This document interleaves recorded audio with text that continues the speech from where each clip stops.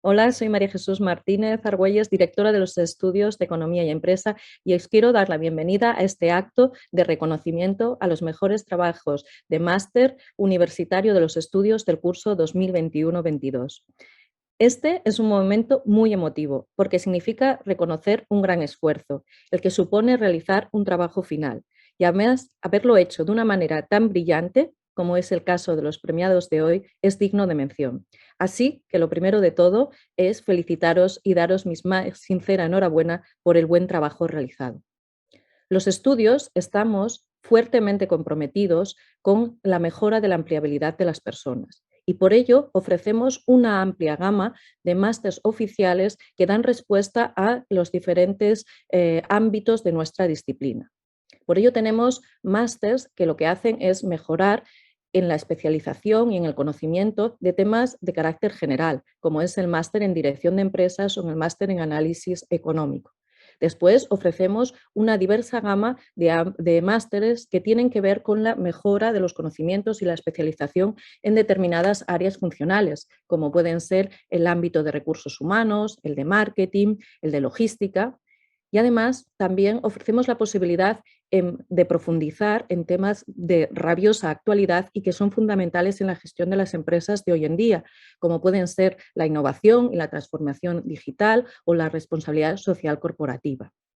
Y además, también prestamos una especial atención a uno de los sectores económicos más relevantes de nuestra economía, como es el turístico. Y por ello también tenemos un máster dentro de esta disciplina que además profundiza en cómo todo lo que tiene que ver con la transformación digital está afectando a este sector económico.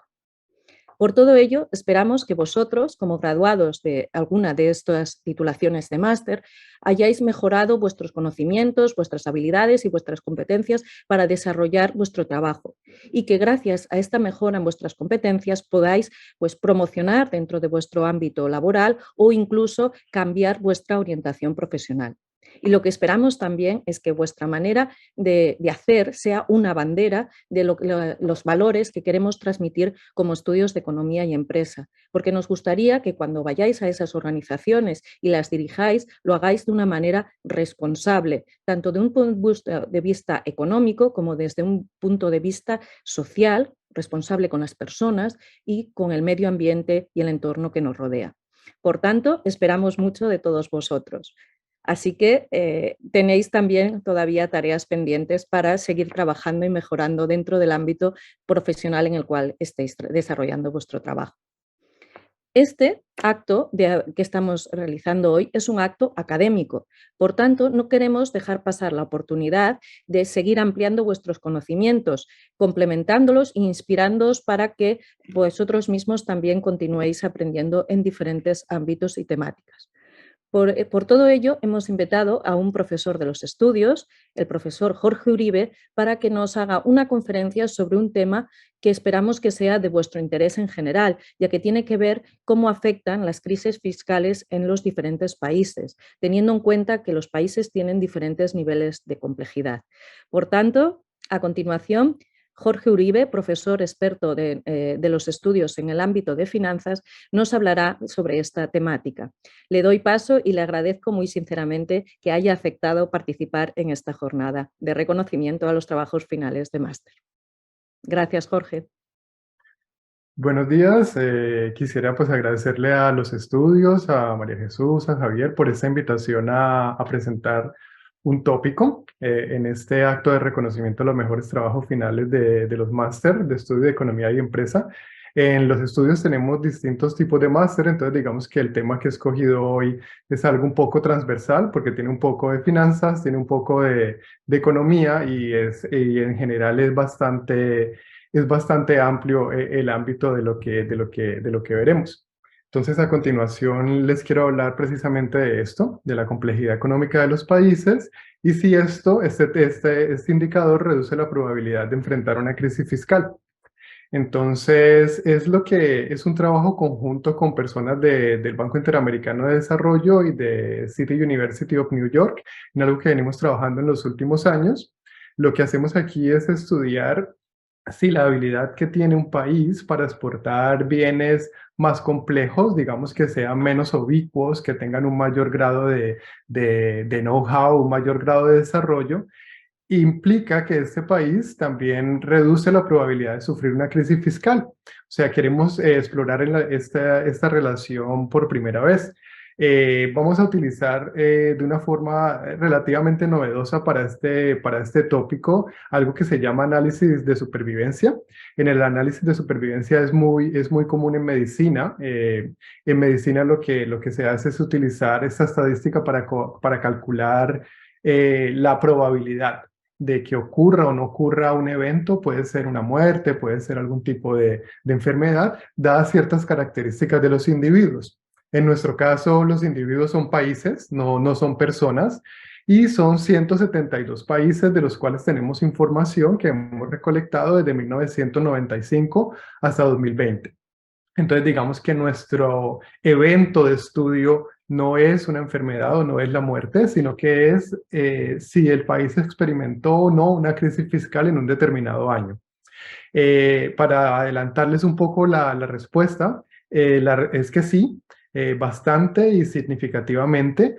El hecho de que un país logre incrementar su nivel de complejidad económica, su nivel de diversificación productiva, reduce más o menos a la mitad esta probabilidad de experimentar un periodo de crisis o un periodo de estrés fiscal.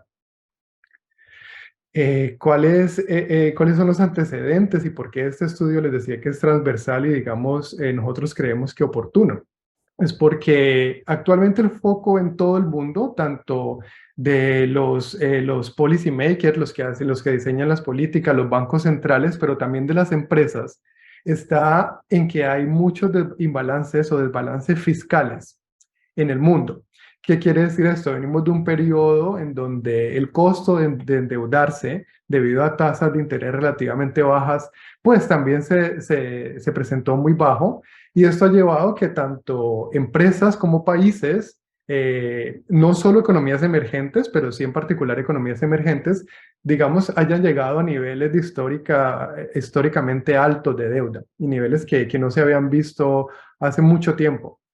Y esto es bastante preocupante porque digamos que la política monetaria o todo lo que ha determinado que este costo del endeudamiento sea tan bajo, pues está cambiando. Ha estado cambiando durante los últimos meses, donde hemos visto que los bancos centrales, la Reserva Federal en Estados Unidos, el Banco Central Europeo aquí en Europa, o también los bancos de las economías emergentes, han incrementado las tasas de interés de referencia, y esto hará claramente que el costo de este endeudamiento, los intereses que se pagan por esta deuda, pues también se incrementen. Y bueno, entonces van a cambiar esto si este riesgo se puede materializar, este riesgo de un posible sobreendeudamiento. Esto también ha sido agravado por la pandemia que acabamos de dejar atrás y por todas las respuestas fiscales, gastos del gobierno que tuvieron que implementarse para poder hacerle frente. Entonces, digamos que este es el tema clave en este momento. Estos imbalances fiscales que hay por parte de los países, que también se reflejan en la estructura la estructura corporativa, financiera de las empresas, y cómo hacer frente a este tipo de imbalances en el futuro. Lo que encontramos se basa en muchos mecanismos. Digamos que el estudio es novedoso porque nunca se ha mirado esta relación, pero lo que sí se sabe es que la complejidad económica, de la cual hablaremos un poco más adelante en detalle, pues impacta en términos de crecimiento económico futuro. A mayor complejidad económica se espera que los países crezcan más. También se espera que este crecimiento sea más estable porque la volatilidad de este crecimiento del producto también se reduce cuando hay mayor complejidad económica por parte de un país. Incluso a un nivel microeconómico, más a nivel de empresas, se ha encontrado que cuando una empresa vende un producto que tiene un mayor nivel de complejidad, que no es tan fácil de reemplazar en los mercados, en su mercado, pues las fluctuaciones de su nivel de ingreso también disminuyen. Entonces también a nivel microeconómico tenemos evidencia de esta relación entre complejidad económica y crecimiento y estabilidad, digamos, en los ingresos.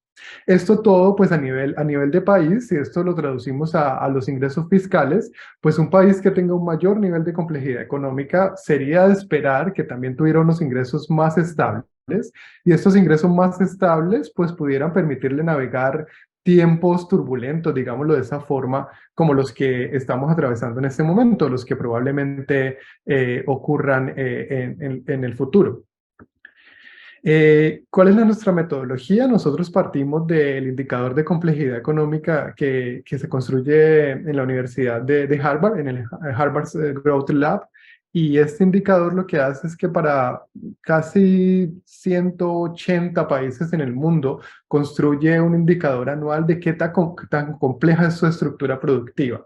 Entonces, lo que ellos hacen es construir una red de exportaciones entre todos los países del mundo, y con base en esta red ellos utilizan técnicas de Machine Learning, algunas factores de descomposiciones factoriales de esta red que caracterizan, y así logran asignar un número que va a decir qué tan complejo y qué tan difícil de reemplazar son los bienes que producen determinados países. Entonces, por ejemplo, es un mapa en donde ellos para el último año disponible, que es el 2020, reflejan más o menos cuál es el nivel de complejidad económica de los países. Entre mayor es este indicador de complejidad económica, quiere decir que el país está soportado por una estructura productiva más diversificada, una estructura productiva más compleja en el sentido de que es capaz de poner juntas una gran cantidad de tecnologías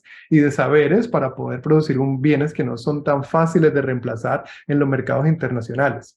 Entonces, no tiene nada que ver con el número de productos que se exporten, tampoco necesariamente con los ingresos que obtenga por estas ventas, porque por ejemplo, si un país vende petróleo o algún commodity agrícola, pues cuando estos commodities tienen un precio alto, pues van a obtener unos altos beneficios, pero en caso tal de que caigan, pues también van a caer estos ingresos del país. No tiene nada que ver con esto, precisamente es como el nivel de diversificación productiva y de complejidad económica lo que nos mide este índice, de qué tanto know-how y qué tantas tecnologías hay puestas al servicio de producir bienes más especializados, menos ubicuos. El otro insumo importante de nuestro trabajo es un indicador novedoso que se ha construido por investigadores del Fondo Monetario Internacional en los últimos años, en donde ellos catalogan lo que es una crisis fiscal. Cuentan cuántos eventos de crisis fiscal han existido en el mundo desde 1980. Ellos tienen una definición de crisis fiscal bastante amplia. Entonces, incluye 4 características. Por ejemplo, si hay declaración de impago de su deuda, de sus compromisos de deuda por parte de algún país, o también si tienen que recurrir a financiamiento externo del Fondo Monetario o de la Unión Europea para poder financiar su balance. Y también si hay algún tipo de declaración de impago de la deuda interna, o incluso si hay una inflación muy alta, porque si hay una inflación muy alta, que es la subida generalizada del nivel de precios, pues eso lleva a que también haya un detrimento de la deuda de ese país. Entonces también se considera que eso es un evento de estrés fiscal. Y finalmente, incluso si hay una pérdida de confianza en el mercado. Aquí en la primera figura, que es tomada del estudio de Moreno y otro del 2022, en lo que se muestra, bueno, estos son todos los eventos fiscales que ellos identifican para economías avanzadas, que son las rojas, economías emergentes, las azules, y economías de bajo ingreso, pero en desarrollo, que son las verdes. Básicamente vemos que, por supuesto, el grueso de estos eventos son en economías emergentes y en economías de bajo nivel de ingreso. Y en el segundo gráfico, en la parte de abajo, lo que enseñamos es que son los eventos de créditos, que son la barra azul, los que predominan también en la muestra. Esto nosotros lo tomamos como un input es un indicador que ellos construyen para saber los periodos de estrés fiscal de los países en esta base de datos. Entonces lo que hacemos es mezclar este indicador de crisis fiscales con el indicador que les estaba comentando del Laboratorio de Crecimiento de Harvard, en el que miden la complejidad económica de los países. Y esto es un poco, les cuento un poco la metodología que utilizamos, que es novedosa en este contexto, que es el de análisis de supervivencia. Digamos que en esta gráfica tenemos muchos sujetos, que en nuestro caso los sujetos son los países, y un país puede entrar varias veces dentro de nuestra base de datos porque puede haber experimentado una crisis, luego haber estado estable, luego experimentado otra crisis fiscal. Entonces lo tratamos en este caso como si fueran dos sujetos distintos, uno cada vez que experimentó una crisis fiscal. Aquí tenemos en cuenta ciertas características de nuestro problema de investigación, y es que probablemente cuando se acaba el estudio, acá en esta línea que dice fin del estudio, pues ahí se censuran los datos porque no es que haya experimentado una crisis fiscal, sino que sencillamente se acabó el estudio. Entonces hay que tener en cuenta esto dentro de los temas de investigación. El análisis de supervivencia, como les comentaba antes, generalmente es el estudio antes de que ocurra un evento, cómo diferentes factores influyen sobre el periodo que pasa para que ocurra un evento. Por ejemplo, si ese evento fuese la muerte, entonces cómo hay diferentes factores como el sexo, como la edad, que influyen antes de que ocurra este evento. En nuestro caso, el evento es la crisis fiscal. ¿Cuáles son los factores que influyen en que ocurra esta crisis fiscal y cuánto tiempo puede un país librarse de una crisis fiscal? ¿Cuáles son los factores que influyen sobre esto? Esta es nuestra pregunta de investigación con un énfasis en la complejidad económica. Entonces, los datos que utilizamos pues son muy variados. Existen 172 países para los que podemos construir este análisis de supervivencia.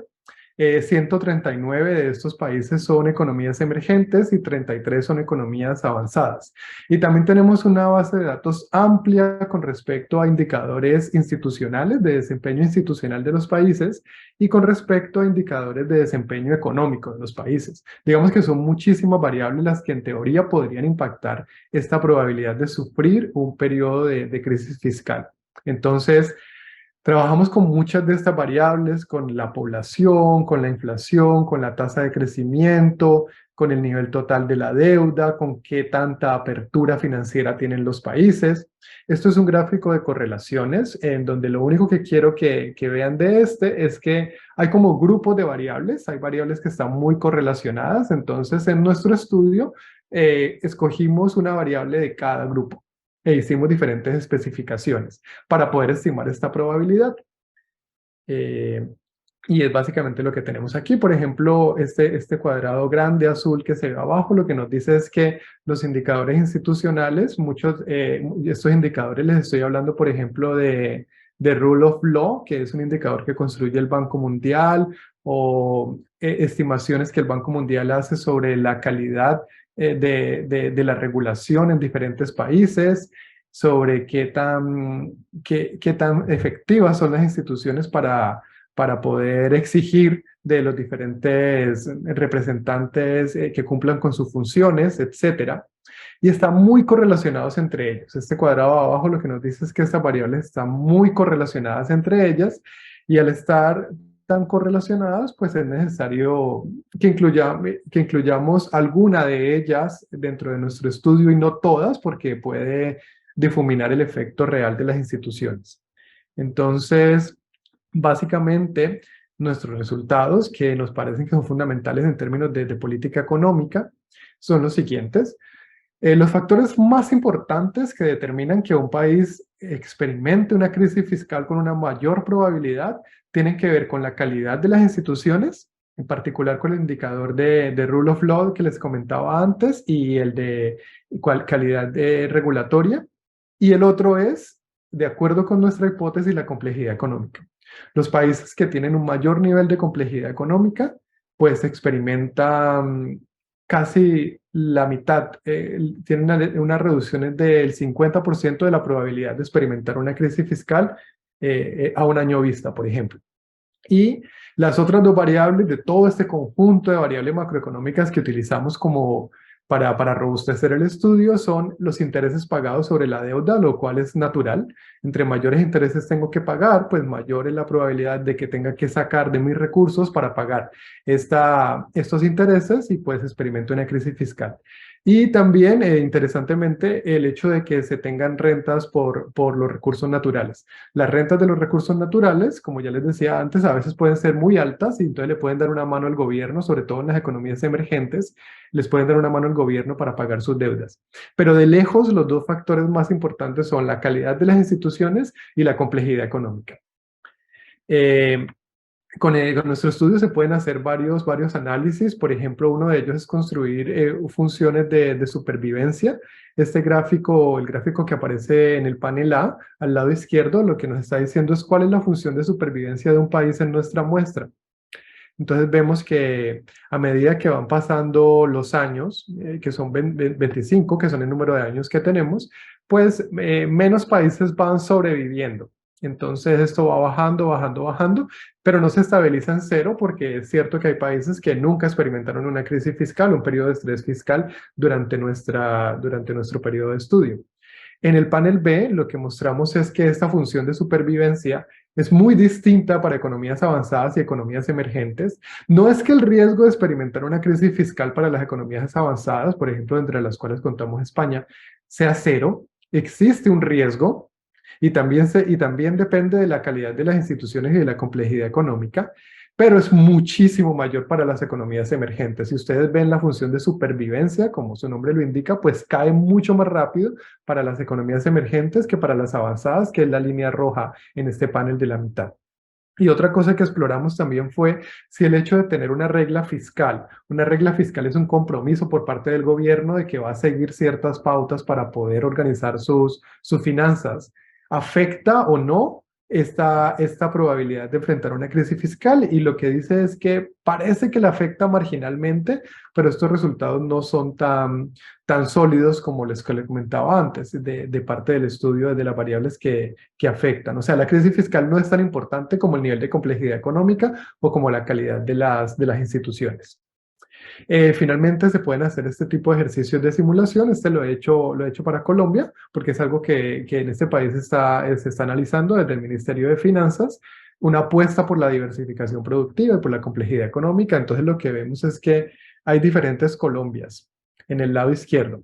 La Colombia observada en el 2020, que tiene esta función de supervivencia, y la Colombia observada con un nivel de complejidad económico menor, que es la línea roja, o con un nivel de complejidad económica mayor. Entonces, lo que nos dice esta gráfica es que la supervivencia de un país o que no enfrente una crisis fiscal es mucho más fácil si tiene un nivel de complejidad económica mayor. Y esto también lo podemos ver si comparamos diferentes países que en términos de instituciones pueden variar, pero que tienen diferentes grados de complejidad económica, como Chile, Colombia y Costa Rica.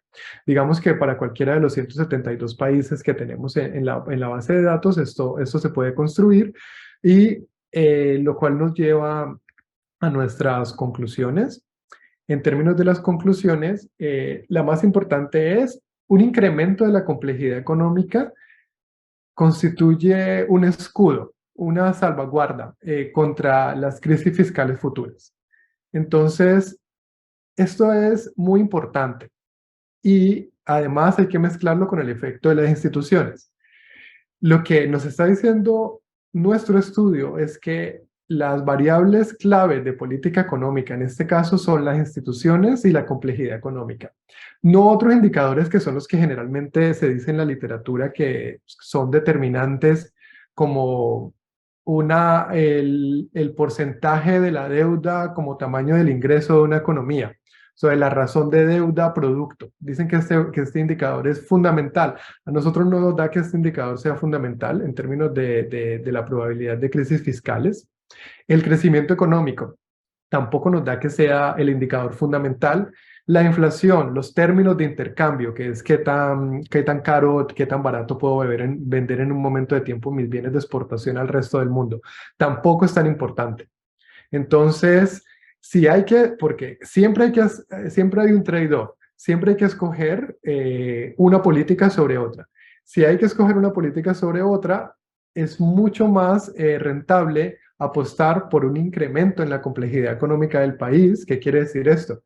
La exportación de bienes que sean más sofisticados, o sea, no materias primas como petróleo, como recursos naturales, tampoco sectores como el turismo, que es fundamental en la economía española, sino productos que tengan un mayor nivel de complejidad, que requieran de un mayor uso de competencias tecnológicas y de reunir diferentes insumos de una forma más completa.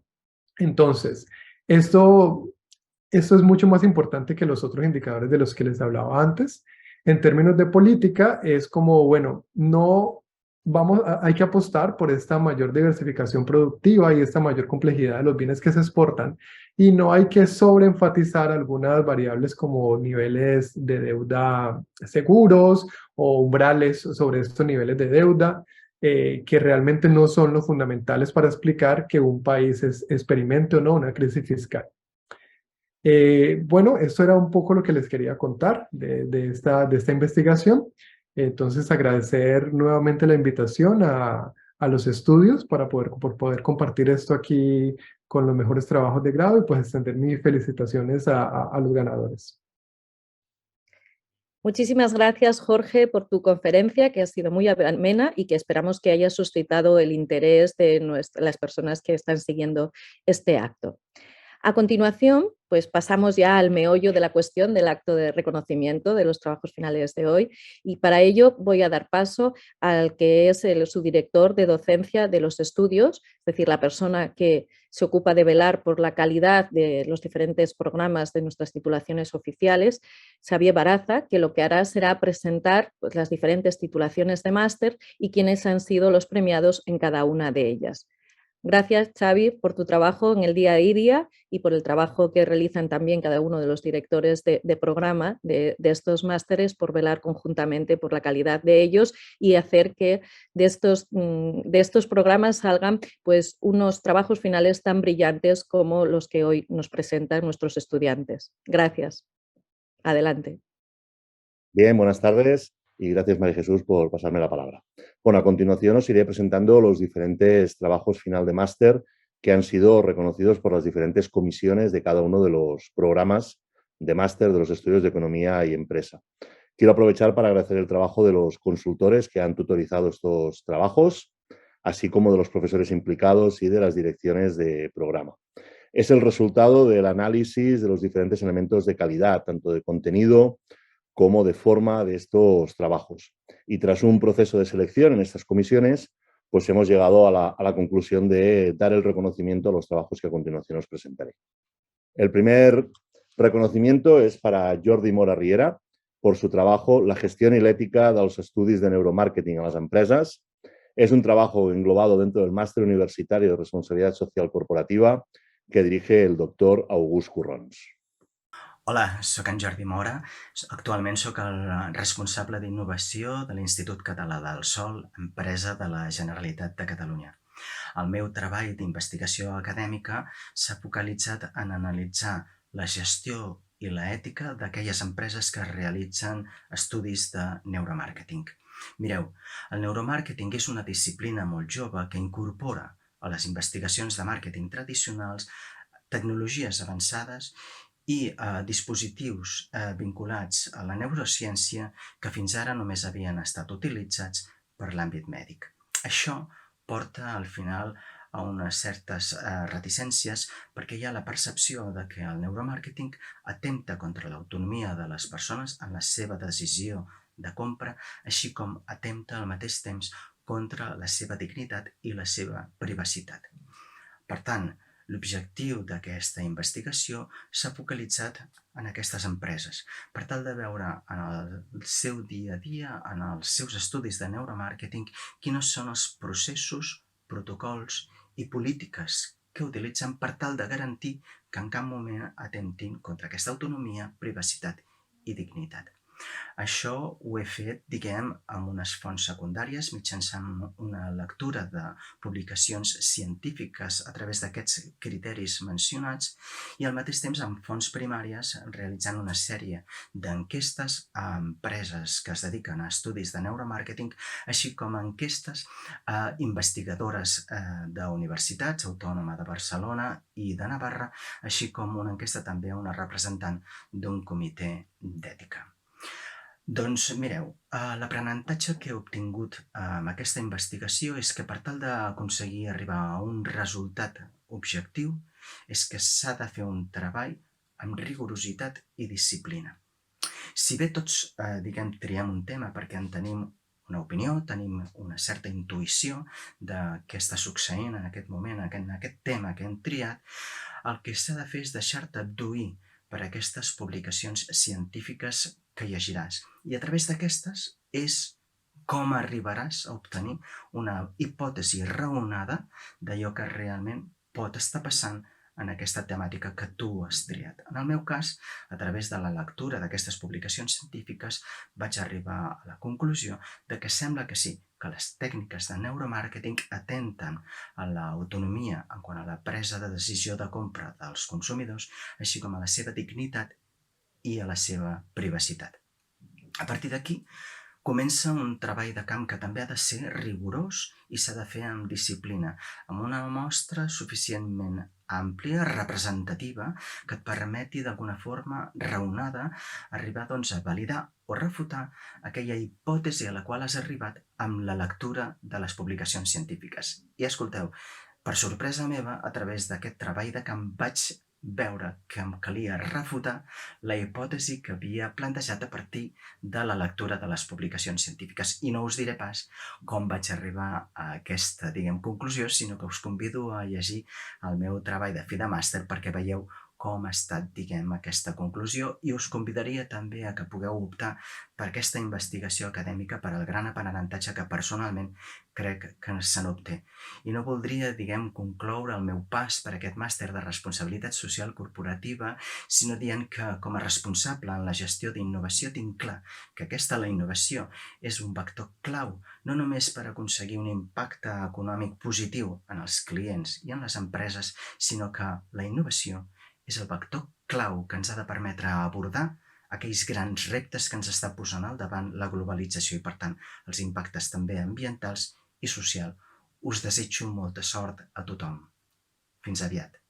El segundo reconocimiento está asociado al Máster Universitario de Análisis Económica, un programa que dirige el doctor Albert Puig, y en este caso el reconocimiento al mejor trabajo final de máster ha sido para Madalena Alcorta Elzo por su trabajo Inmigración y baja cualificación, diferencias salariales en el mercado de trabajo español.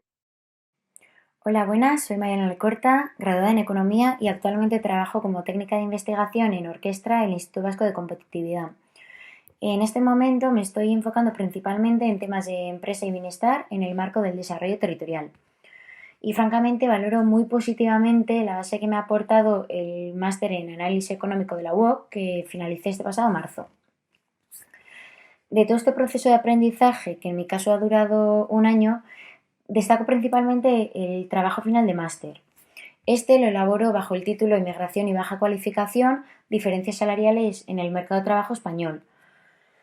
En él lo que hago es investigar las desigualdades salariales entre nativos e inmigrantes en España desde una doble perspectiva, su evolución y su variación en función del sexo. Lo que pretendo mediante este ejercicio es principalmente determinar si la explicación discriminatoria tiene o no alguna implicación en la configuración de la misma. Y asimismo, presto especial atención al asalariado de menor nivel educativo e indago en el patrón salarial que sigue este colectivo.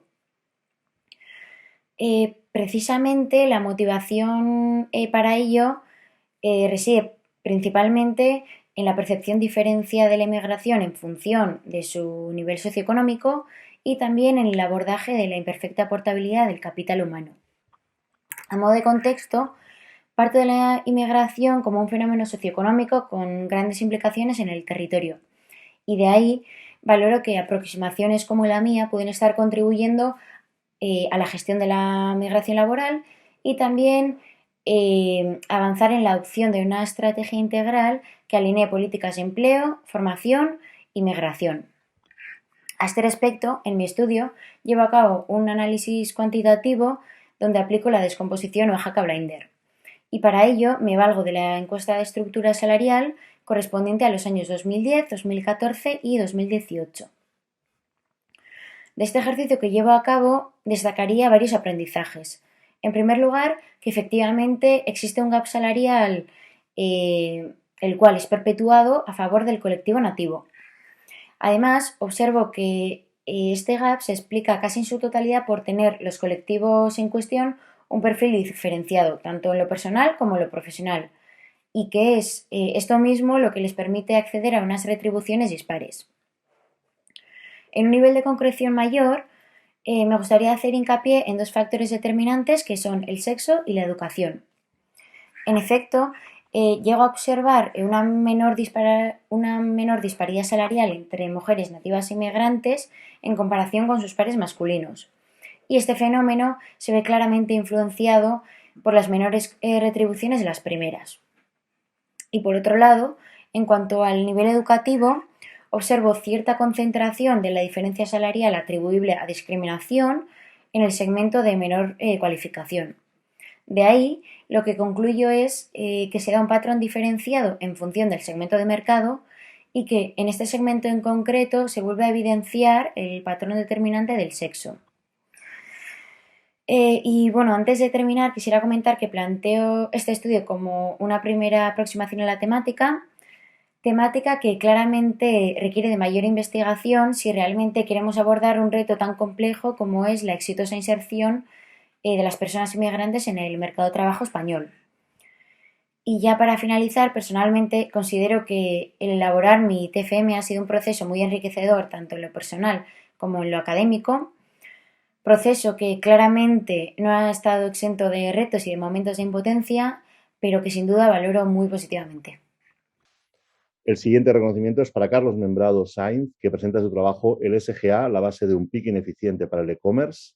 Es un trabajo englobado dentro del Máster Universitario de Dirección Logística, que es un programa dirigido por la doctora Marta Viu. Buenos días. Mi nombre es Carlos Membrado Sainz y soy Principal Sales Consultant Logistics Cloud en Oracle.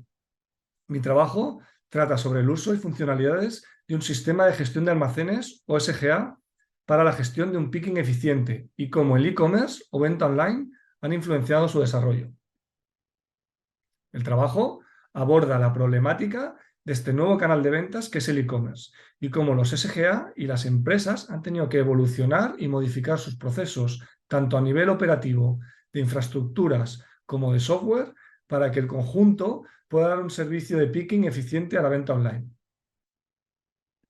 La metodología seguida para la realización del trabajo se basa en una serie de entrevistas a expertos en el mundo del e-commerce y del software de gestión de almacenes. Por ejemplo, entrevisté al country manager de un e-commerce, entrevisté al director comercial y general de una empresa de desarrollo de software para la cadena de suministro o entrevisté al CEO de una startup de venta online.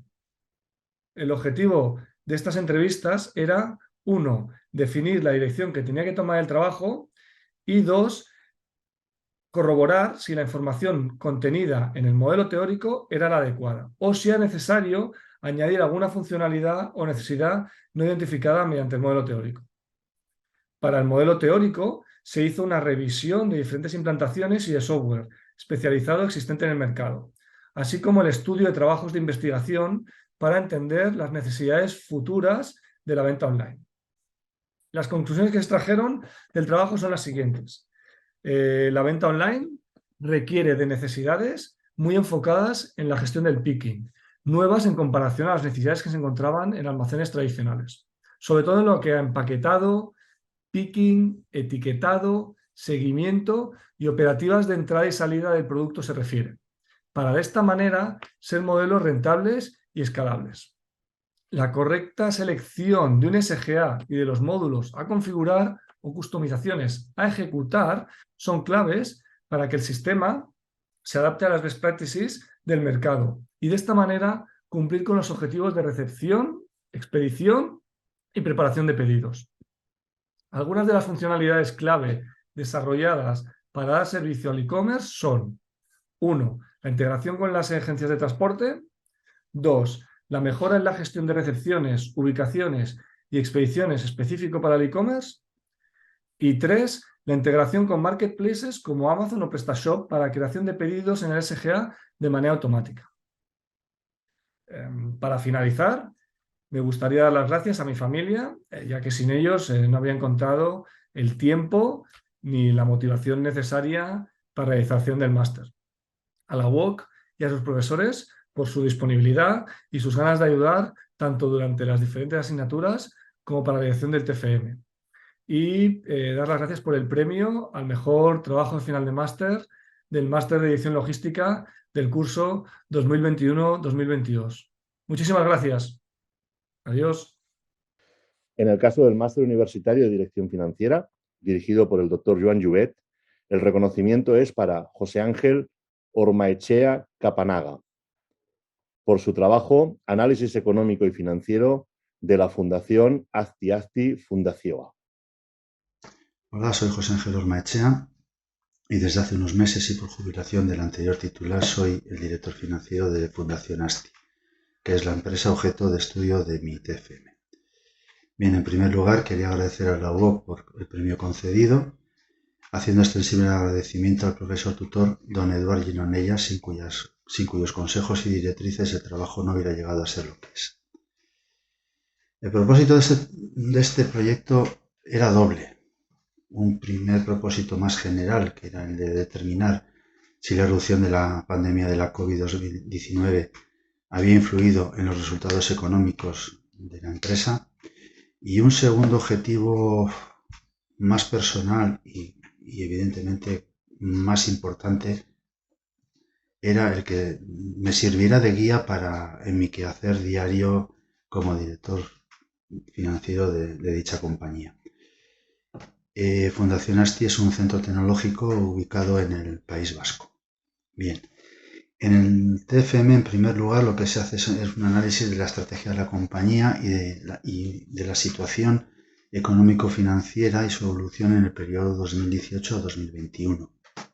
Posteriormente, se hace una comparativa de los estados financieros de un competidor directo. Posteriormente, con el objetivo de poder mejorar y medir en el futuro la situación financiera, se define un cuadro de mando con sus correspondientes KPIs. Finalmente, es necesario realizar un análisis de riesgos financieros a los que pudiera estar expuesta la empresa, así como establecer unas medidas para mitigar los efectos adversos de dichos riesgos financieros. La metodología utilizada ha sido la cuantitativa descriptiva. Se han analizado diferentes variables cuantitativas para describir la situación de la compañía y hacer inferencias sobre los futuros resultados que pudiera tener. Para el análisis y el diagnóstico de la situación de la empresa se han utilizado las cuentas anuales del periodo estudiado, así como el plan de gestión del ejercicio 2022 para realizar las proyecciones futuras. Como conclusiones del TFM, señalaría que la situación financiera de la empresa objeto del estudio es buena, excepto el bache sufrido por la pandemia en el año 2020. Ahora bien, según las simulaciones planteadas, la compañía debe adoptar varias medidas preventivas, así como hacer el seguimiento y la valoración de los KPIs y riesgos financieros estudiados. Máxime en la actual situación en la que nos encontramos en los mercados financieros, que son totalmente volátiles. Para terminar, quisiera recordar una frase de Lord Kelvin que ha sido un poco la guía de este trabajo fin de máster, que dice que lo que no se define no se puede medir, lo que no se mide no se puede mejorar y lo que no se mejora se degradará siempre. Bueno, sin más, muchas gracias, eskerrik asko y muchas gracias. En el caso del máster universitario de Turismo Sostenible y TIC, el reconocimiento es para Enrique Pérez Ruiz, que presenta su trabajo Plan de Sostenibilidad Turística en el destino Caminos de Tradición y Sendas de Biodiversidad. En este caso es un programa dirigido por la doctora Sole Morales. Hola, soy Enrique Pérez, graduado en Turismo y trabajo como técnico de promoción y desarrollo turístico en el Ayuntamiento de Burgos. Mi trabajo de fin de máster se titula Plan de Sostenibilidad Turística en Espinosa de los Monteros, Merindad de Montija y Merindad de Sotoscueva en Burgos, y ha consistido en la elaboración de un plan de sostenibilidad de destino turístico para estos municipios rurales que se sitúan en la comarca de Merindades de Burgos. El trabajo aborda el desarrollo turístico sostenible en 3 municipios con un grave problema de despoblación y al mismo tiempo con importantes recursos turísticos naturales y culturales. Y además un territorio con importante tradición turística desde los años 60 por su cercanía con la ciudad de Bilbao. El trabajo propone una gobernanza turística sostenible del territorio y la mejora de la sostenibilidad turística mediante la propuesta de 29 acciones concretas divididas en 4 ejes, que son la transición verde y sostenible, la eficiencia energética, la transición digital y la competitividad. Todo ello por un importe total de 1.758.000 euros. En cuanto a la metodología del trabajo, partiendo de los requerimientos del modelo oficial de los planes de sostenibilidad turística en destino de la Secretaría de Estado de Turismo, el trabajo se ha alineado también con los objetivos de la Estrategia de Turismo 2030 del Ministerio, el Plan Regional de Turismo de Castilla y León y también con los Objetivos de Desarrollo Sostenible de la Agenda 2030. Para realizar el trabajo realicé una recopilación de datos estadísticos sobre el territorio. En segundo lugar, la identificación de los agentes o stakeholders que afectan al turismo del territorio. Elaboré un modelo de cuestionario y realicé un total de 27 entrevistas personalizadas a agentes del territorio, tanto representantes de la administración local y regional, propietarios de empresas turísticas y también representantes de asociaciones empresariales, culturales, deportivas y medioambientales. Una vez recopilados todos los datos, realicé el diagnóstico de la situación mediante la elaboración de un DAFO en profundidad. A partir de ahí, le establecí los objetivos del desarrollo turístico sostenible de la zona, elaboré la propuesta de actuación. Tras ello, realizamos una jornada de devolución con los alcaldes y con algunos de los principales agentes implicados que estuvieron de acuerdo en cuáles eran las acciones a presentar. Posteriormente, elaboré también la documentación oficial para la presentación de este programa, con lo cual el trabajo ha servido para que los ayuntamientos dispongan de un trabajo técnico que pueden utilizar para poder solicitar este programa del Ministerio y en el que también están implicados las comunidades autónomas. Creo que lo más importante que he aprendido en la realización de este trabajo es sobre todo tener una visión amplia de la variedad e importancia de los agentes que actúan en el desarrollo turístico de un territorio y que turismo es territorio, son sus recursos y sobre todo son la población que en él reside y también la población que interactúa temporalmente con él. Mis principales conclusiones, que quizás trascienden el marco geográfico de este trabajo, es que la sostenibilidad turística se percibe generalmente como un tema ambiental, soslayándose muchas veces sus vertientes económica, social y cultural. También que se dispone de muy poca información sobre indicadores que son clave para la sostenibilidad turística, lo que dificulta la elaboración de planes de desarrollo turístico de los territorios. También creo que es importante, una conclusión importante, que los agentes locales precisan de un importante apoyo técnico y también que la necesidad de un desarrollo turístico sostenible está calando de forma importante en todos los agentes del territorio. También creo que cuando se ofrece la posibilidad de participación, los agentes se involucran de forma muy importante en el desarrollo turístico.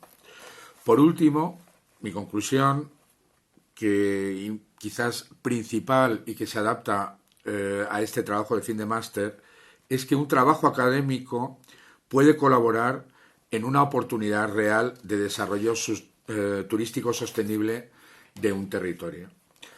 Por último, quería dar las gracias a la directora académica del máster, Soledad Morales Pérez, y muy especialmente a mi tutor, Jordi de San Eugenio Vela, que ha estado continuamente apoyando mi trabajo y que me ha dado las indicaciones oportunas para que este trabajo llegase a buen fin y que, pues bueno, para mí es un gran orgullo que haya sido merecedor del premio a mejor TCM de la asignatura, porque creo que tengo que estar especialmente orgulloso de haber realizado un trabajo científico que ha servido para iniciar una nueva dinámica de desarrollo en el territorio y para poder ofrecer una herramienta técnica útil a la sociedad local para que puedan utilizarla en la obtención de financiación para el desarrollo de la sostenibilidad turística, si así lo consideran.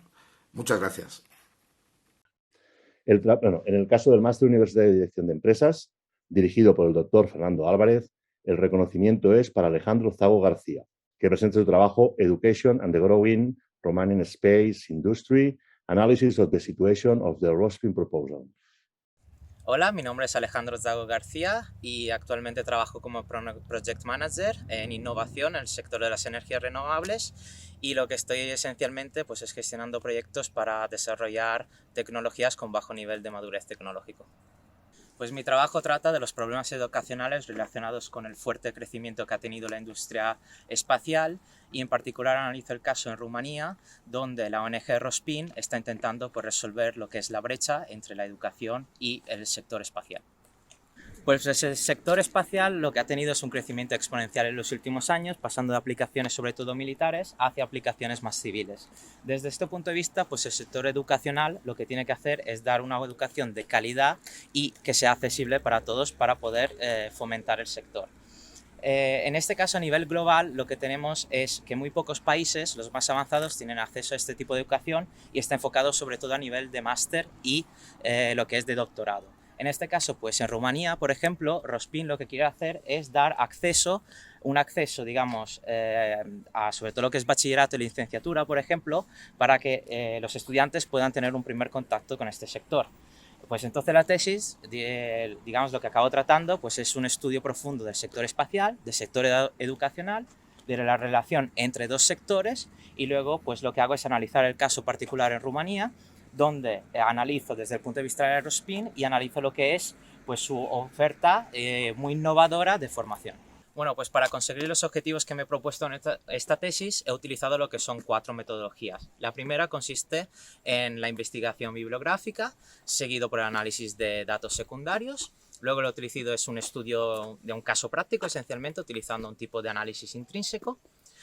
Luego he utilizado también lo que es el análisis y recolección de datos, por lo cual de análisis de datos primarios, y por último pues he hecho un análisis de las fuerzas de mercado utilizando metodologías como por ejemplo la DAFO cruzada o las 5 fuerzas de Porter.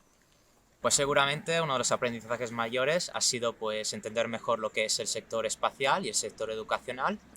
Luego, a través del caso práctico, estudiando lo que es Rospin, me ha permitido entender mejor cómo las nuevas empresas y las startups se crean y cuáles son los mayores tanto problemas como beneficios, y sobre todo la importancia de los líderes a la hora de establecer la misión, los objetivos y la visión de la empresa. En fin, lo que ha sido pues aplicar todo el conocimiento que he adquirido durante este máster. Seguramente la primera conclusión es que el sector espacial es de vital importancia en nuestro día a día y va a crecer exponencialmente en los próximos años. Por esto es necesario que el sector educativo soporte este tipo de industria. Desafortunadamente esto no pasa en la mayoría de países, como por ejemplo en Rumanía, donde la educación espacial es limitada. En este caso lo que tenemos es la ONG Rospin, que lo que consigue esencialmente es romper esta barrera entre educación y espacio. En esta tesis su oferta educacional queda completamente validada y también se ofrecen pues, unas posibles mejoras de su modelo innovador de formación. Quiero dar las gracias a todas las personas que me han apoyado a lo largo de este viaje, en especial pues, a mi tutor Jordi, que me ha apoyado y aconsejado a lo largo de toda la tesis. Luego a todos los profesores de la UOC por todo el apoyo y el conocimiento que me han dado a lo largo digamos, de todo el máster. Luego seguramente a todo el equipo de Rospin, tanto por su disponibilidad como el querer ayudar y sobre todo la cantidad de información y ayuda que me ha proporcionado a lo largo de esta tesis. Y por último, pero no menos importante, pues a todos los amigos y a mi familia que me ha estado apoyando incondicionalmente, no solo durante esta tesis, sino en toda mi vida. Chao. A continuación, el siguiente reconocimiento es para Pablo Álvarez Murias, por su trabajo El impacto de la precarización del trabajo y de las condiciones laborales en el síndrome de burnout, hacia una nueva comprensión de este fenómeno. El máster, en este caso, es el de Máster Universitario en Dirección y Gestión de Recursos Humanos, que dirige la doctora Pilar Ficapal. Hola a todos y a todas, saludos desde Asturias. Soy Pablo Álvarez Murias, alumni de la UOC, opositor, quizás futuro doctorando, yo qué sé. Y bueno, me han dado el premio a Mejor TFM del Máster de Dirección y Gestión de Recursos Humanos, así que bueno, quería un poco pues comentaros lo que ha supuesto y en qué ha consistido el trabajo fin de máster, ¿no? El TFM consistía en una investigación empírica que tenía como objetivo analizar el impacto de las condiciones laborales y salariales y de la precariedad laboral en el riesgo de desarrollar síndrome de burnout. ¿Por qué? Pues porque pese a que el burnout es una consecuencia de la exposición a determinadas condiciones de trabajo, las condiciones laborales de los trabajadores pues, han pasado ligeramente desapercibidas a lo largo de la literatura científica. Además, esta investigación también era relevante a nivel social porque entre algunas consecuencias del burnout pues podemos destacar el absentismo laboral, la agresividad o el llamado efecto contagio. Y estas conductas o estos comportamientos suelen generar importantes pérdidas económicas o bajadas de rendimiento para las empresas o los centros de trabajo. De esta manera, tanto empleados como empleadores estarán o deberían estar de acuerdo en prevenir o combatir el síndrome de burnout, bien sea porque de verdad se quiere cuidar la salud mental de los compañeros y de los trabajadores, o bien sea porque la empresa lo que quiere es evitar pérdidas económicas o bajadas de rendimiento o de producción. En cuanto a la metodología seguida, se suministró una encuesta compuesta pues, de diversas escalas a 472 trabajadores de diversos sectores laborales, para posteriormente pues, bueno, realizar los análisis estadísticos pertinentes. Muy resumidamente, entre los principales hallazgos encontramos como predictores significativos del riesgo de desarrollar burnout la incertidumbre laboral, un elevado número de horas trabajadas al día y que el horario laboral pues, se ajustase mal a los compromisos de la vida privada, ¿no? Estas variables pueden ser muy comunes en los trabajos precarios, por lo que para prevenir el síndrome de burnout es necesario también abordar y acabar con la precariedad laboral. Acerca de esto, una posible solución podría ser el salario mínimo interprofesional, pero sí es cierto que hay bastante debate. Pero bueno, deberíamos tener en cuenta las investigaciones de David Card, Nobel de Economía de 2021. Y ya por otra parte, respecto a la intervención sobre el burnout, existen intervenciones basadas en técnicas cognitivo-conductuales o en mindfulness, pero bueno, quizás sería mejor idea prevenir el burnout en lugar de intervenir y prevenirlo con unas buenas condiciones laborales de los trabajadores y con un buen ambiente de trabajo, ¿no?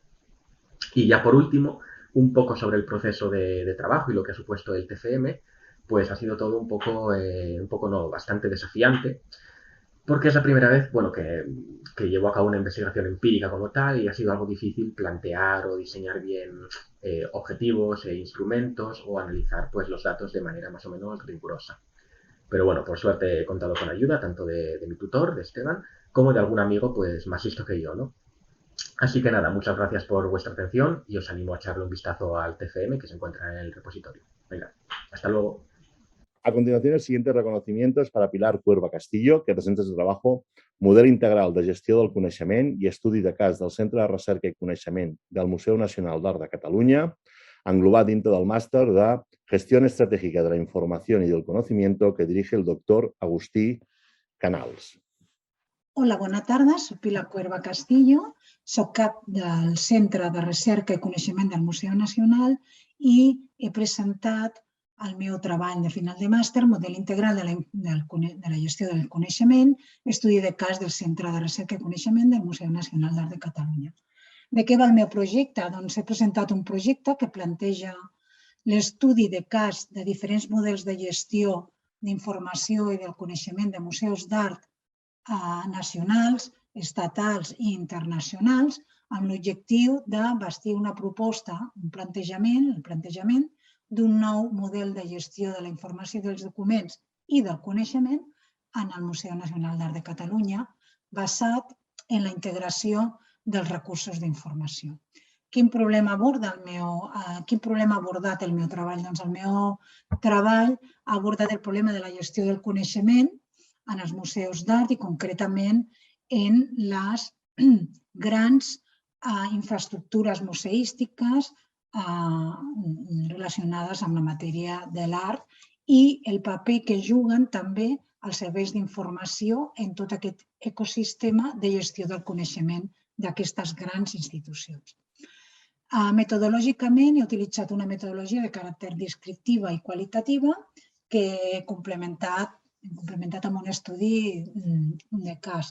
Amb aquesta metodologia m'ha permès obtenir informació per a la consecució de l'objectiu general, que és l'estudi i l'elaboració d'aquesta formulació organitzativa i funcional del Centre de Recerca i Coneixement del Museu Nacional, des d'un punt de vista de la gestió del coneixement, però basada sobretot en la integració dels sistemes d'informació del museu.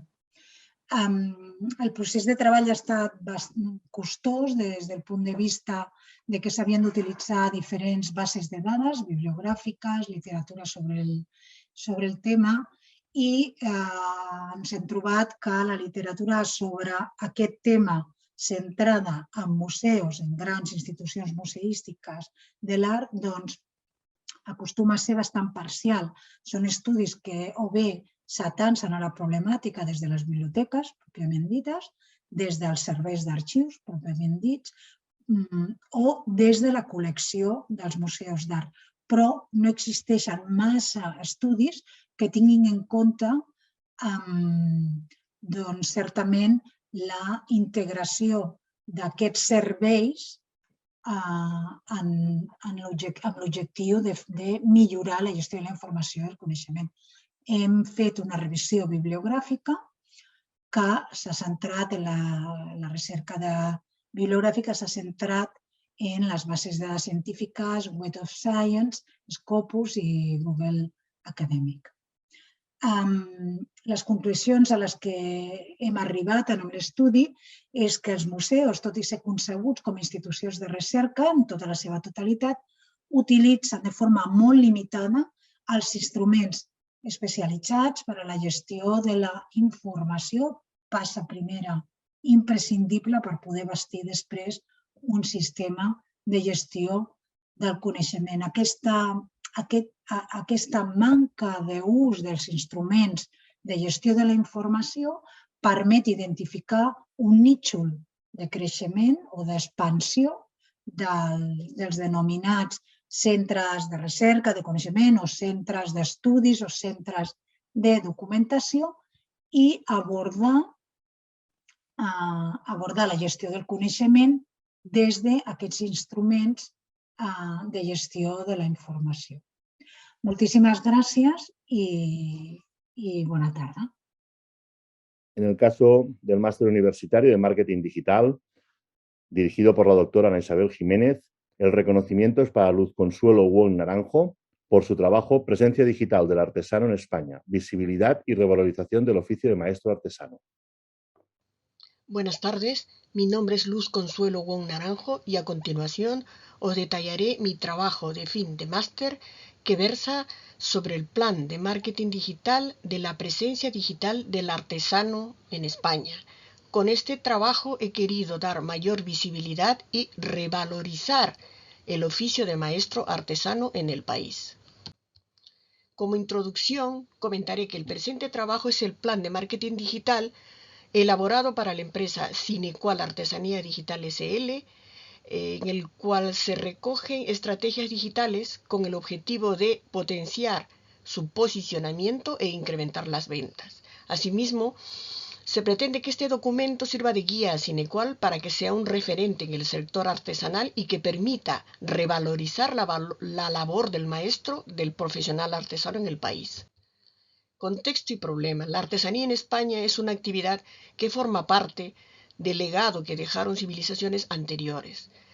No existe un censo nacional de artesanos en el país y la actividad artesanal no encuentra relevo generacional. Las ayudas son escasas por parte del gobierno, etc. Conclusiones.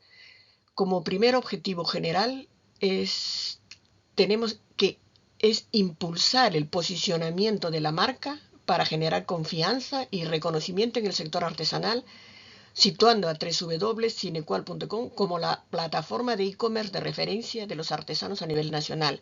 Como segundo objetivo general, incrementar las ventas directas en los servicios que ofrecen a los artesanos.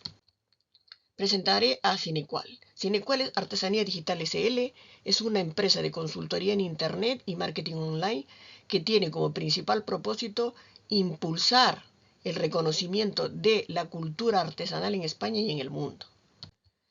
He creado para el público objetivo 3 buyer personas. El primero, que es el artesano, con un nivel de estudios de bachillerato, tiene el carnet de artesano, tiene habilidades digitales básicas y es creador de obras únicas. Como segunda buyer persona, tengo a la cliente que compra artesanía, siente empatía por el trabajo artesanal, es usuaria de redes sociales, compra online en Amazon, El Corte Inglés, y quiere aprender cerámica artesanal y compra y regala artesanía. La tercera buyer persona es la que compra artesanía en sus viajes como recuerdo. Tiene un nivel medio de competencias digitales, es usuaria de redes sociales y le gusta regalar artesanía por su belleza y arte. Estrategias. Dentro de las estrategias he definido 19 estrategias que incluyen desde la optimización del sitio web, el impulso y crecimiento de las redes sociales, visibilidad y potenciamiento de la imagen de clientes finales y el resguardo de la reputación de Cinequal. Ejemplos de mockups. Estos son algunos de los ejemplos de los diseños de las maquetas utilizadas para la elaboración del trabajo de fin de máster. Cuentas de resultados e índices. Beneficio. El ROI es positivo, por lo tanto, este plan es rentable teniendo en cuenta que están incluidos los gastos generales. El ROAS es solo de la campaña publicitaria. Conclusiones. El sector artesanal está emergiendo nuevamente. Las competencias digitales son reducidas. No hay informes oficiales. Y los artesanos requieren de un mayor conocimiento sobre propiedad intelectual de sus obras, entre otras. Implicaciones de negocio. Cinequal, continuidad de negocio. El artesano, visibilidad de su trabajo, continuidad de su negocio, etc. Y futuras líneas de negocio. El estudio de la artesanía en el ámbito gastronómico. Cinequal como referente de la información artesanal de todo el sector artesanal. Agradecimientos. Este trabajo se ha realizado con el excepcional apoyo de la tutora del máster, María Dolores Méndez Aparicio, a quienes se le agradece infinitamente su ayuda. A mi madre, Julia Naranjo Rubín, por estar pendiente de mis estudios a pesar de su complicado estado de salud. A la Universidad Oberta de Cataluña y a la Asociación de Víctimas del Terrorismo por las becas económicas concedidas para la realización de este máster. Muchas gracias. Y finalmente, el último programa, el Máster Universitario de Prevención de los Laborales, dirigido por mí mismo. En este caso, el reconocimiento ha sido para Juan Achutegui, que presenta su trabajo Desarrollo de un módulo integral de protección de los bomberos frente a los productos de la combustión. Vale, soy Juan Achutegui, alumno del Máster de Prevención de Riesgos Laborales. Trabajo como oficial en el Servicio de Prevención y Extinción de Incendios y Salvamento de la Diputación de Vizcaya.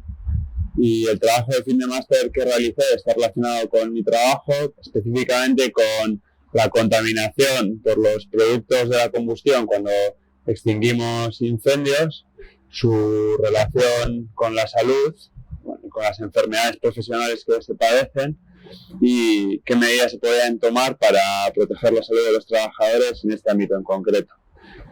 Durante el trabajo hice una revisión sistemática de la evidencia disponible sobre cómo afecta a nuestra salud el estar expuesto a los productos de la combustión. Hay evidencia de que está relacionado con diferentes tipos de cánceres y recientemente el IAR, que el Instituto de Investigación sobre el Cáncer de la Organización Mundial de la Salud, ha determinado que nuestra profesión es nivel 1 cancerígena.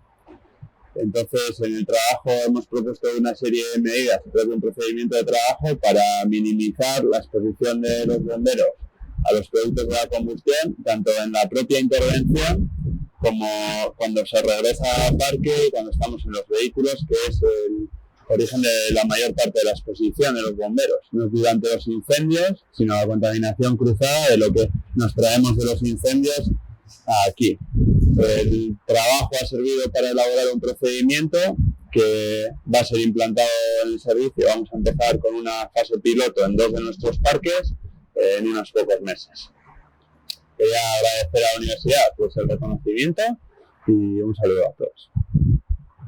Bien, en primer lugar, felicitar, como decía anteriormente, a todos los premiados, así como los profesores que les han acompañado en este proceso. Sin duda son unos excelentes trabajos que dan pie a nuestro trabajo y nos animan a continuar en esta línea. Y sin más, paso la palabra nuevamente a la directora de los estudios, la doctora María Jesús Martínez.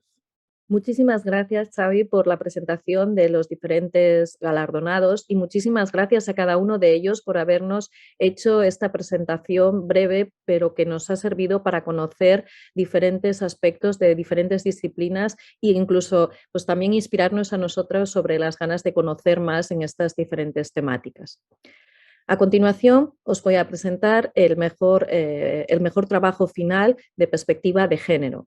Desde la universidad en general, como también desde los estudios, estamos fuertemente comprometidos con la mejora de la igualdad de las mujeres dentro de lo que es en la sociedad y lo que es el mercado laboral en particular. Por todo ello, todas nuestras titulaciones tienen en cuenta este aspecto como una de las competencias transversales especialmente trabajadas en las diferentes titulaciones y por ello también queremos reconocer aquellos trabajos finales que han destacado pues, por tener en cuenta estos aspectos, este aspecto de desigualdad existente en la sociedad y poner sobre la mesa pues cómo de alguna manera podemos contribuir a reducir ese ámbito de la desigualdad de las mujeres en el ámbito social o en el ámbito profesional. Por ello, en este caso y por el rigor del trabajo realizado y por lo bien escrito que está y por la relevancia de la temática que aborda, hemos decidido premiar a Laura Palomares Wells, que es una estudiante del Máster Universitario de Dirección y Gestión de Recursos Humanos y que destaca por su trabajo titulado Escritura y precariedad laboral en España, un análisis con perspectiva de género. Gracias, Laura, por presentarnos el trabajo, por haberlo desarrollado y muchísimas felicidades. Hola, soy Laura Palomares Weiss, soy agente literaria y quería hablaros de mi trabajo de final de máster que ha consistido en un estudio sobre la precariedad laboral de los escritores y escritoras en España con perspectiva de género. La idea de este proyecto surge de intentar plasmar académicamente la problemática de las condiciones de los escritores, con la que me encuentro habitualmente en mi profesión, en mi trabajo. Y es muy normal, ¿no?, ver que los escritores no tienen seguridad en sus ingresos o que, por ejemplo, tienen que tener un empleo alternativo a la escritura para poder subsistir. Es por ello que quería, a través de una metodología académica, explorar este problema. En particular, he utilizado la triangulación metodológica, uniendo una parte cuantitativa, con encuestas sobre las condiciones laborales de los escritores en España, y con una parte cualitativa de entrevistas a escritores y escritoras en nuestro país sobre su percepción sobre estas condiciones laborales. Ha sido un proceso, sinceramente, duro, pero muy enriquecedor para mí, no solo académicamente, sino también a nivel personal y laboral, del que me llevo muchísimos aprendizajes. Quizá por señalar uno de los más importantes, no a nivel personal, ha sido que he tenido que enfrentarme al síndrome de la impostora que afecta a tantas mujeres en el mundo laboral. Algunas conclusiones a las que hemos llegado, ¿no?, en este trabajo es que, para empezar, el perfil de los escritores parece estar cambiando en España. Cada vez hay un perfil más joven y más femenino. También que hemos certificado que existe una precariedad muy grande en la profesión de la escritura y que esta se puede ver sobre todo en los salarios muy bajos. Solo un 4% de los escritores y escritoras en España cobra por encima del salario mínimo interprofesional, que hay una baja dedicación exclusiva a la escritura, que hay muy poco tiempo de dedicación, pues se puede dedicar muy poco tiempo a la actividad de la escritura, y que hay una relación contractual deficiente entre escritores y editores. Aplicando la perspectiva de género, hemos obtenido algunas conclusiones como que factores como el tiempo, el tiempo de dedicación, las becas que se reciben, el salario y también las relaciones contractuales son peores en el caso de las mujeres escritoras que el de los escritores. De la parte de las entrevistas, ¿no? Hemos podido ver que los escritores y escritoras son conscientes de su propia precariedad laboral en todos los ámbitos, y también hemos visto que parece haber un impacto en el reconocimiento, en los premios, en la prensa, en el tiempo de dedicación y en la conciliación, que en todos ellos peor para las mujeres que para los hombres escritores. Y aunque la diferencia más grande la hemos visto en las responsabilidades familiares y los cuidados, ¿no? Que de nuevo recaen sobre las mujeres escritoras por encima que los escritores. En conclusión, ha sido un enorme placer poder realizar este trabajo tan vinculado también con mi profesión, y sobre todo haberlo podido hacer con un tutor como Fabio Zamarreño, que le agradezco muchísimo todo el cariño que le ha puesto, y les agradezco a todos la atención de esta breve explicación, y muchas gracias. Adiós. De la misma manera que desde los estudios estamos especialmente comprometidos con la reducción de la desigualdad de género, también lo estamos con la reducción de las desigualdades sociales. Este es un problema muy grave dentro de nuestra sociedad y que además, en lugar de conseguir reducirlo con el paso de los años, cada vez se está haciendo más acuciante. Por ello, no debemos escatimar esfuerzos para tratar de reducir esta desigualdad social. Y nosotros, como estudios, intentamos, pues, en nuestra formación tenerlo en cuenta, pues, desde el punto de vista económico, pero también intentamos colaborar con diferentes instituciones para entre todos intentar reducir estas desigualdades. Uno de nuestros más insignes colaboradores son Cáritas Diocesanas de Barcelona, con los cuales colaboramos en diferentes proyectos. Y uno de sus proyectos precisamente es Empresas con Corazón o Empresas con Ancor, que el propósito del cual es precisamente, entre otros aspectos, reconocer a los mejores trabajos finales de las diferentes universidades que trabajan aspectos relacionados con este contenido social y que de alguna manera su investigación o su trabajo puede contribuir a reducirlo. Por eso, a continuación, os quiero ceder la palabra al representante de Cáritas Diocesanas de Barcelona, que nos explicará cuál ha sido el trabajo final de máster seleccionado como mejor trabajo final de contenido social y el porqué de esta selección. Bona tarda, gràcies a la UOC per donar-nos l'oportunitat de poder estar presents avui aquí. Fa uns mesos que estic en xoc i us preguntareu per què, no? Doncs perquè fa uns mesos vam fer la presentació de l'estudi FOESA de la diòcesi de Barcelona. És un estudi que fan diferents universitats i que és una mica el termòmetre en quant a la pobresa i exclusió social a casa nostra. I les dades que van sortir són aterradores. Les volia compartir amb vosaltres. La primera dada és que una de cada 3 persones a la diòcesi de Barcelona, una de cada 3, es troba en situació d'exclusió social i pobresa, per sobre de la mitjana catalana i de l'espanyola. Després, la segona dada és que un 19% de la població viu en un habitatge inadequat i un 37% han patit un deteriorament en la salut emocional. Vosaltres que sou de dades us volia donar aquests números perquè sigueu una mica conscients de la magnitud, no? I de tot el que ha suposat la pandèmia de la Covid fins a data d'avui. Però també perquè sapigueu que darrere de totes aquestes dades, no? Quan parlem d'un de cada 3, quan parlem d'un 19%, d'un 37%, estem parlant de que darrere hi ha persones, no? Hi ha persones doncs, com la Marilyn, que va arribar a Barcelona amb només una maleta, fugint de la violència del seu país, i no té lloc on anar. Després hi ha també l'Antonio, que va perdre la seva feina fa uns mesos, ha fet formació, però tot i així no aconsegueix cap altra feina. Hi ha situacions de molts tipus, però és això, darrere d'aquestes dades, d'un de cada 3, hi ha històries de vida.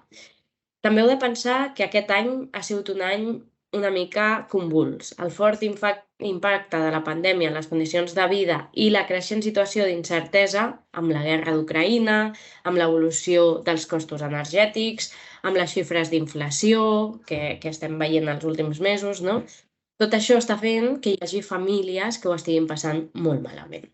De fet, a Càritas, només perquè ho sapigueu, hem augmentat gairebé un 30% les persones ateses en aquesta primera meitat del 2022. I, fins i tot, també les ajudes per aliments i per relloguers també han augmentat un 30%. I totes aquestes ajudes no les podem donar sense persones que aportin a Càritas, no? Necessitem àngels, com nosaltres els diem, que ens ajudin a acompanyar les persones més necessitades. I aquí és quan ve la pregunta del milió, no? I jo puc ser un àngel? Doncs sí. Com? Hi ha moltes maneres. Fent voluntariat, fent-vos socis, fent un donatiu, compartint els nostres continguts a xarxes socials o com ha fet la vostra companya Judit Recio fent una tesina o un treball de final de grau basat en un contingut social. Des del nostre programa d'Universitats amb Cor valorem que vulgueu impactar positivament en la nostra societat, perquè al final vosaltres que sou estudiants d'economia sou el futur de la nostra economia i per tant del nostre país. Només amb accions solidàries com aquestes aconseguirem crear plegats un món millor. Des de Càritas donem la distinció honorífica al millor treball amb contingut social a Judit Recio pel treball final del màster en direcció d'empreses dels Estudis d'Economia i Empresa, que porta per títol Cap al desenvolupament urbà sostenible, avaluació i seguiment de la planificació urbana, cas pràctic PDU del Centre Direccional de Cerdanyola del Vallès. Felicitats, Judit, i gràcies a tothom que ens esteu seguint. Hola a todos. Mi nombre es Judit Recio, soy arquitecta y trabajo en el sector de la planificación urbana en la administración pública. Primero de todo, quiero agradecer a Càritas y a la UOC este reconocimiento que se me está dando y el tener la oportunidad de poder explicar brevemente mi trabajo. Actualmente, más del 50% de la población vive en ciudades y este número se espera que aumente hasta el 68% del año 2050. En las ciudades es donde se genera más del 60% del PIB mundial, pero a la vez es donde se generan más del 70% de las emisiones. Por eso, las ciudades y las metrópolis son un elemento clave para hacer frente a los retos globales y a la crisis climática. Por ese motivo, en este trabajo exploro cuáles son las ventajas y los inconvenientes de incorporar los sistemas de evaluación y seguimiento en la planificación urbana como una herramienta de gestión de la calidad, para atender hacia un desarrollo más sostenible y poder medir el grado de consecución de los objetivos de desarrollo sostenible. El motivo principal para realizar este trabajo es porque a través de mi experiencia profesional he detectado la necesidad de un cambio cultural en la planificación urbana, ya que es un proceso lento y muy complejo. De hecho, la media para redactar y tramitar un planeamiento general es de unos 8 años y la planificación suele ser a medio y largo plazo. En cambio, actualmente nos encontramos en un entorno cambiante o VUCA y por eso creo que es necesario tender hacia una planificación más ágil y flexible que introduzca nuevas herramientas que permita adaptar las ciudades a las nuevas necesidades de manera más rápida. Para desarrollar el trabajo, la metodología que he utilizado se ha basado primero en el análisis del marco teórico, en el que he conceptualizado el concepto de desarrollo sostenible y también los sistemas de seguimiento y evaluación de la planificación urbana. A partir de aquí, he realizado un caso práctico para identificar cuáles son las ventajas e inconvenientes de implementar estos sistemas en un caso real, en el que he utilizado el método cuantitativo, para hacer una evaluación de la sostenibilidad de un planeamiento aprobado a través de un sistema de indicadores. El concepto de desarrollo sostenible realmente es muy reciente. Desde los inicios de la revolución industrial, el modelo de crecimiento de las ciudades se ha basado en la producción de bienes a gran escala. Y es solamente a partir de la década de los 70 que se empieza a cuestionar este modelo debido al impacto ambiental que supone. De hecho, es en el año 1987, en el informe Brundtland, cuando se define por primera vez el concepto de desarrollo sostenible como aquel que satisface las necesidades del presente sin comprometer las necesidades de las futuras generaciones. De este modo, se debe establecer un equilibrio entre crecimiento económico, bienestar social y preservación del medio ambiente. Para hacer frente a este reto, en el año 2015 se aprobó la Agenda 2030, donde se definieron 17 objetivos de desarrollo sostenible a conseguir el año 2030. Entre ellos, destaca especialmente el objetivo 11, que está orientado a conseguir ciudades más sostenibles. Sin embargo, los objetivos globales solo se pueden abordar desde la escala local. Según diversos estudios, el modelo de ciudad sostenible se caracteriza por ser una ciudad compacta, diversa, eficiente, donde se fomenta la movilidad sostenible y está socialmente cohesionada. El planeamiento urbanístico es la disciplina que se encarga de planificar la ciudad y, en definitiva, se puede decir que lo que hace es distribuir los usos e intensidades en el territorio. Esto es muy importante, porque de esta manera se define el modelo de ciudad de un territorio, que condicionará en gran parte el modo de vivir de las personas y su calidad de vida. Por eso, desde mi punto de vista, es muy importante no solo disponer de datos e información que permita hacer una buena diagnosis del territorio para redactar el plan, sino poder cuantificar y valorar de manera objetiva cuál es el grado de sostenibilidad de un planeamiento. Para ello, actualmente hay muchos estudios e incluso certificaciones internacionales que plantean diferentes propuestas. Para realizar el caso práctico, utilicé una de estas guías que propone una serie de indicadores de sostenibilidad y llegué a la conclusión de que realizar esta evaluación cuantitativa es muy útil para abordar la gestión de la calidad. Sin embargo, este sistema también presenta ciertas limitaciones. Por eso, es necesario acompañar la evaluación con una valoración cualitativa que introduzca el conocimiento técnico y ciudadano. Por tanto, en conclusión, creo que la evaluación se debe entender como un proceso sistemático y continuo para tender hacia la excelencia a través de la mejora continua, porque lo que no se mide no se puede mejorar y la planificación estratégica necesita estas herramientas para tomar decisiones de manera informada y así conseguir un desarrollo urbano más sostenible. Muchas gracias por la atención. Bueno, muchísimas gracias por este reconocimiento, por vuestro trabajo dentro de Cáritas Diocesanas de Barcelona y por vuestro impulso desinteresado en el día a día por reducir estas desigualdades sociales. Ahora ya llega el momento de la despedida de este acto de reconocimiento. Reiterar mi enhorabuena a todos los galardonados. Ahora se trata de que vosotros os hagáis también un propio acto de reconocimiento de todo ese esfuerzo que habéis hecho para acabar el máster, para hacerlo de tal manera tan brillante y compartir este momento de felicidad pues también con vuestras familiares y amigos que a buen seguro os han facilitado que podráis desarrollar esta formación, compatibilizándola además en la mayoría de los casos pues con vuestras responsabilidades profesionales y personales. Así que enhorabuena, celebrarlo, pero queda mucha tarea pendiente, no lo olvidéis, queda tarea pendiente de que entre todos nosotros pues sigamos poniendo pues la semilla para reducir esas desigualdades de género, esas desigualdades sociales y esperamos que en el desarrollo de vuestro puesto de trabajo pues mostréis un talante y una manera de hacer que os hagan pues abanderados de los estudios de economía y en la empresa de la UOC y de una manera de dirigir y gestionar las empresas responsable. Antes de acabar, quisiera dar también las gracias a todo el equipo docente implicado en la realización de los programas de máster de los estudios de economía y empresa, consultores, tutores, profesores responsables, director de programa y, como no, pues a todo el equipo de gestión que también está implicado en el día a día de las titulaciones y que hace que todas ellas funcionen adecuadamente y que además podamos tener trabajos tan brillantes como los que se han presentado hoy. Felicidades de nuevo a todos y muchísimas gracias.